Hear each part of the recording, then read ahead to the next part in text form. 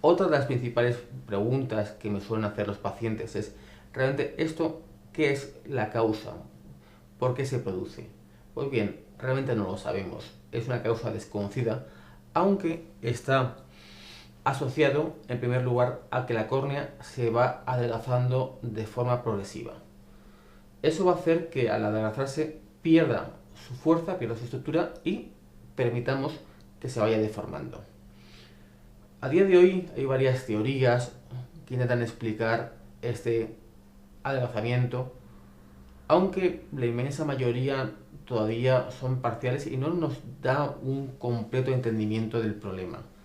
En principio, lo que aparentemente ocurriría es que existe una base genética, es decir, que el paciente tiene algún tipo de condicionante para producir la enfermedad y que en cierto tipo de pacientes que tienen esa carga genética, esa predisposición hacia el problema, pues puede ir manifestándose.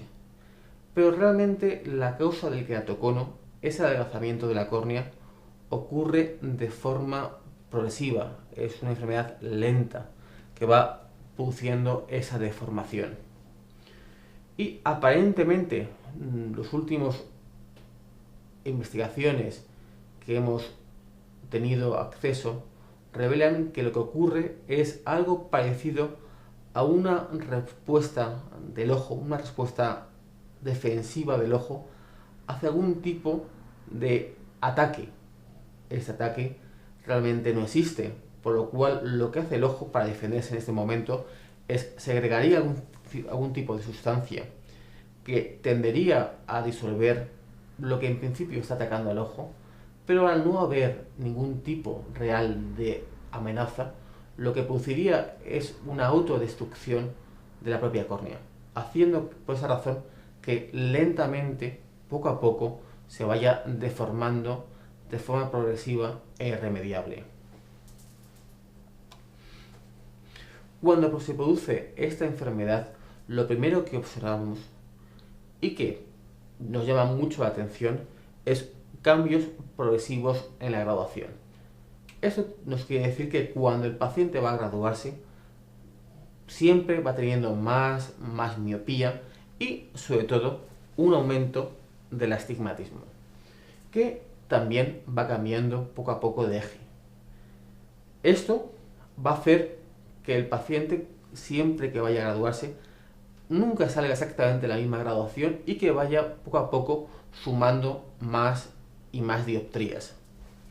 Pero al mismo tiempo, la visión que alcanza con las gafas cada vez es peor.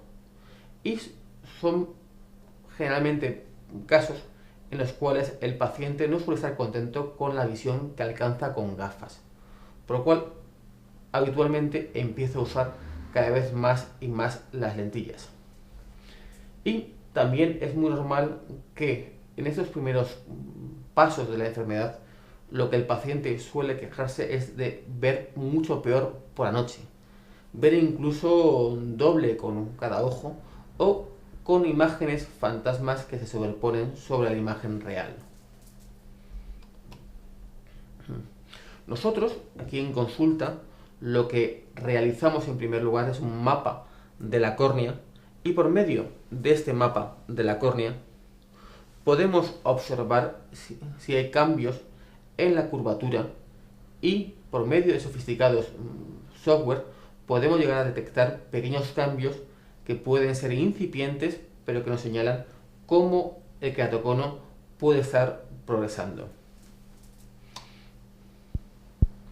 Por otra parte, por medio de nuestros sistemas de microscopios oculares podemos encontrar distintos cambios en la forma y en la estructura del propio ojo, de la córnea, que nos puedan señalar los cambios del queratocono, como pueden ser acúmulo de pigmento en la superficie de la córnea y cambios, pequeñas estrías y pequeños cambios que nos van a señalar que existe un adelgazamiento en la zona central de la córnea.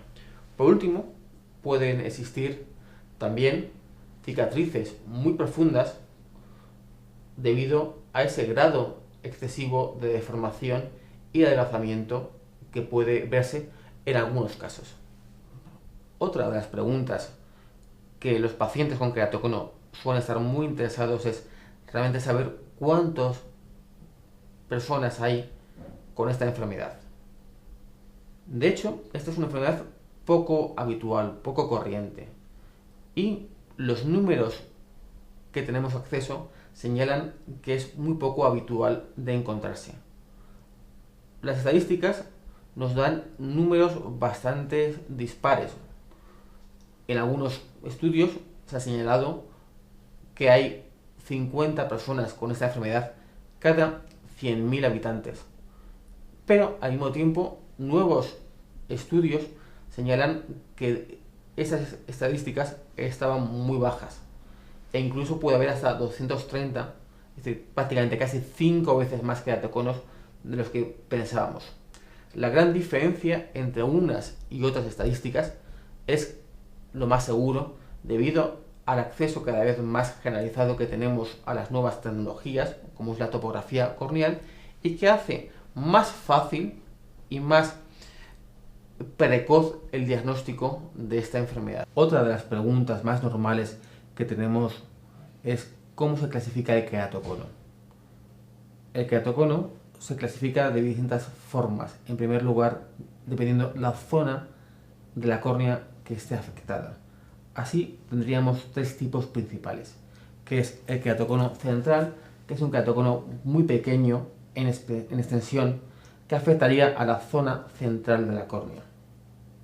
Después tenemos el queratocono más normal, el llamado oval, que sería prácticamente el 80% de los casos que vemos, en los cuales la zona que está afectada es más grande, discretamente inferiorizada con respecto a la zona de la pupila y más grande.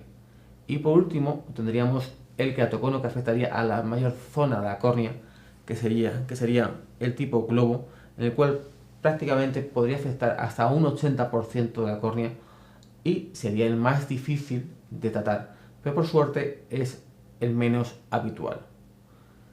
Además de esa clasificación que tenemos por zonas de afectación en la córnea, tenemos una clasificación según la curvatura, en el cual pasaríamos de tener desde ligero a severo, dependiendo de cómo la córnea está ya afectada en su curvatura.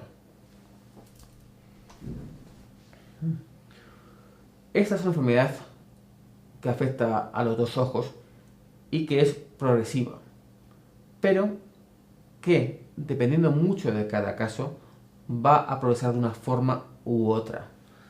De forma habitual, esta es una enfermedad que suele empezar en la adolescencia, entre los 18 a 22 años, y que tiende a desarrollarse hasta los 40-45 años. Y a partir de esa edad, generalmente se queda ya muy parada o estabilizada.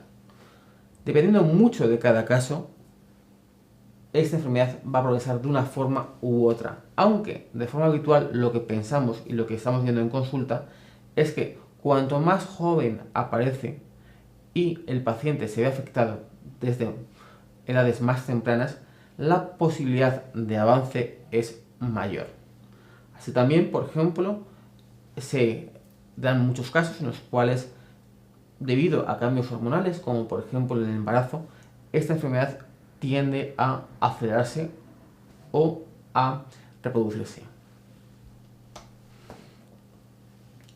De forma general, esta enfermedad, el queratocono, tiende a progresar a saltos. Eso quiere decir que lo habitual es encontrar periodos en los cuales el ojo está estable y que después, poquito a poco, en algún momento, empieza a despertarse de nuevo la enfermedad. Suele haber otra serie de cambios hasta una siguiente fase en la cual se active. De forma general, hablamos que esta enfermedad tiende a tener un recorrido en forma de remolino, siendo la zona habitual por la cual empieza una zona inferior, un poquito por debajo del eje de la pupila, y poco a poco va haciendo un camino de afectación hasta terminar prácticamente afectando a todo el ojo.